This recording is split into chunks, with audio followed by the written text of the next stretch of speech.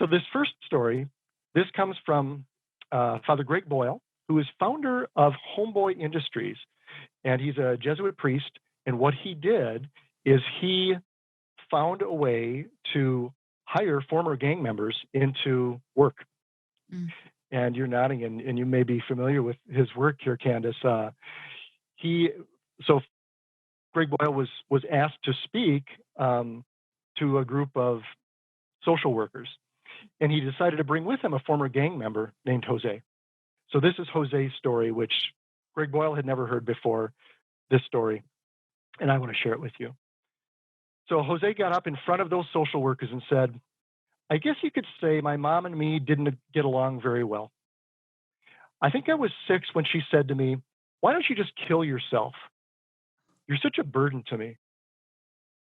As the 600 social workers gasped, what Jose said next turned their gasps into laughter. It sounds way worse in Spanish, Jose said. Jose was 9 when his mom drove to Baja California and dropped him off at the door of the orphanage. Jose was there for 90 days until his grandmother found out where he was and rescued him. Upon his return home, his mom beat him every day.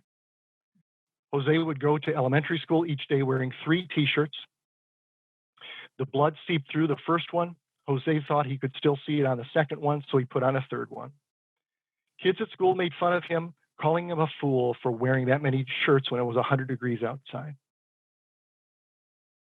Greg Boyle said Jose stopped his talk at this point for a moment, as if he were staring at a piece of his story that only he could see.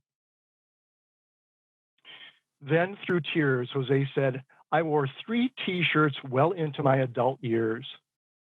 I was ashamed of my wounds and didn't want anyone to see them. But now I welcome my wounds. I run my fingers over them. My wounds are my friends. After all, how can I heal the wounded if I don't welcome the wounds? Awe came over everyone in that room, Boyle said. People began to see themselves in kinship with Jose. Isn't that beautiful? That's extraordinary, Andy. Talk about being that vulnerable to share your wounds.